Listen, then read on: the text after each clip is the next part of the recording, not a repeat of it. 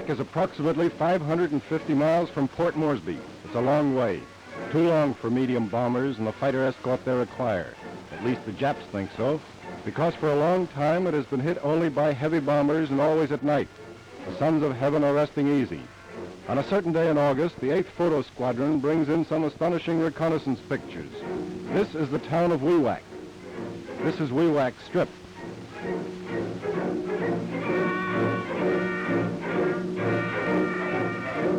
This is the Borum Strip. And it is crowded with airplanes, fighters, bombers, sitting wingtip to wingtip.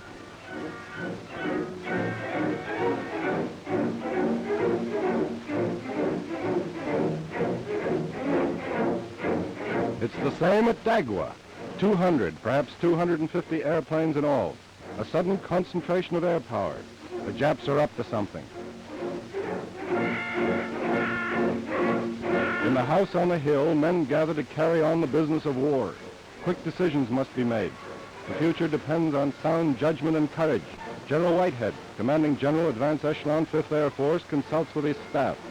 He says to them, "This is the opening battle for air supremacy in central New Guinea, and the idea is to get there first." It is still dark when the pilots are briefed. The heavy bombers have not yet returned from a preliminary night strike at Wewak. Bombs are loaded.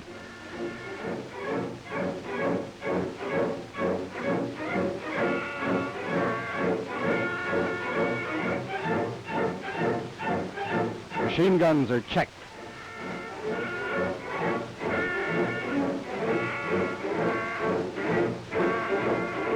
Trucks take the pilots and crews to their airplanes. The same old routine, except that this time it has a new and historic significance. Pilots and crews consider this new adventure. They have a long ride ahead. Colonel D.P. Hall leads the 3rd Attack Group. The pilots are ready, waiting. The ground crews have done their jobs. Now it's up to them.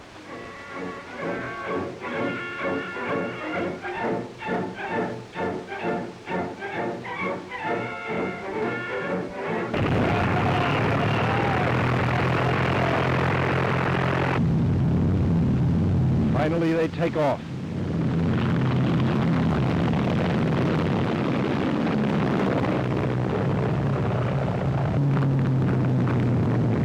This is the road to Wewak, and these are the travelers. Mitchell medium bombers. That's right, mediums. The unexpected is about to happen. Courage born of sound judgment dares to use the weapon of surprise. Wewak is to be bombed and strafed by medium bombers. How will they get there? Let's just call it a secret weapon.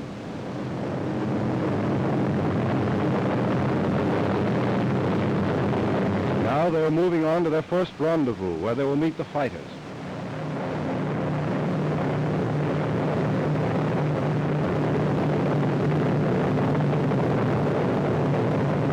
There they come.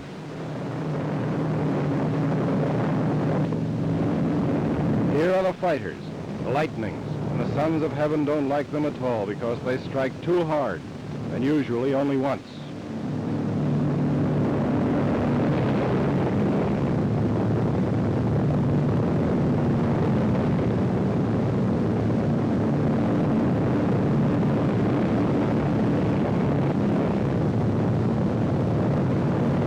They have met now, and together they move on inexorably to their second rendezvous, Wewak.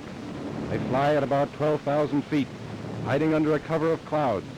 About 15 miles from Wewak, they drop down to treetop level, picking up speed. Now they're close to the target. The 3rd Attack Group leads the way in. They climb over a small ridge, and there before them are the strips of Wewak.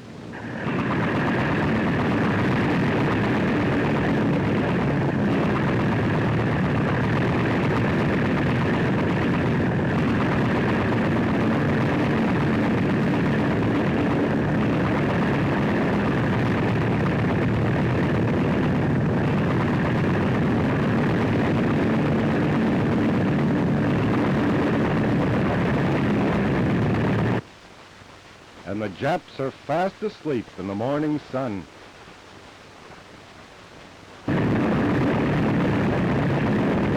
Fighters keep constant watch.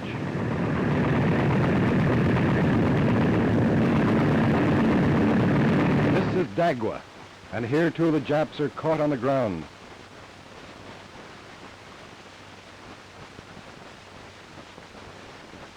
It's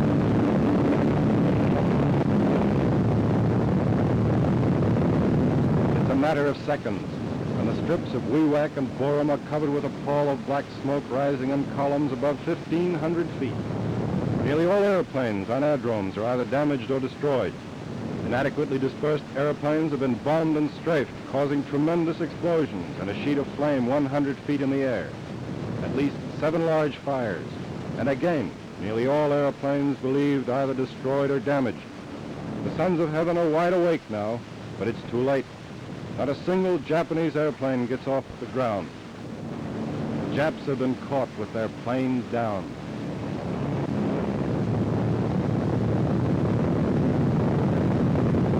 So the road back. It's a long way, 1,100 miles round trip, as far as a mission from England to Western Germany or from Africa to Northern Italy. But the weather is clear, ceiling and visibility unlimited, particularly over the target.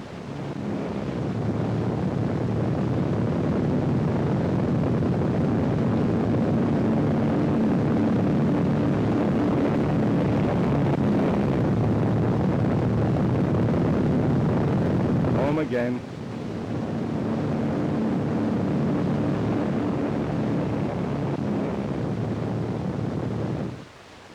Colonel Hall is justifiably proud of the 3rd Attack Group. The ever-present Red Cross provides something to eat and a cold drink. Flyers are always hungry.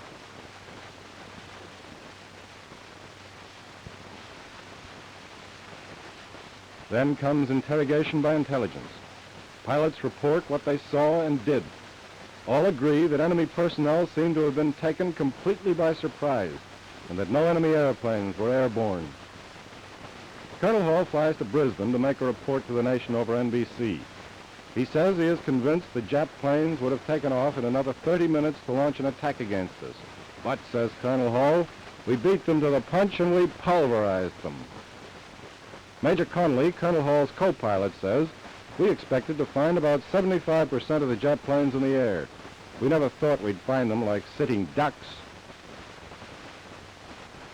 Major J.A. Downs, who led the right wing, says, as we strafed through that black column, the intense heat created an updraft that bounced our ship into the air.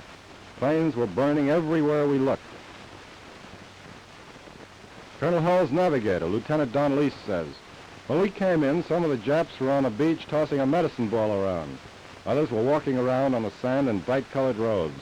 I never saw a beach crowd disappear so fast. And the commanding general advanced echelon says, well over 50% Japanese airplanes at Wewak and Borum were destroyed, and another 35% badly damaged. Dagwa Aerodrome suffered heavy damage. We lost 2 heavy bombers in a collision over the target last night. Another was forced down, but all of its crew excepting 4 are safe. We had no losses at all in the day operations, not even anyone hurt. The results today again prove that the way to achieve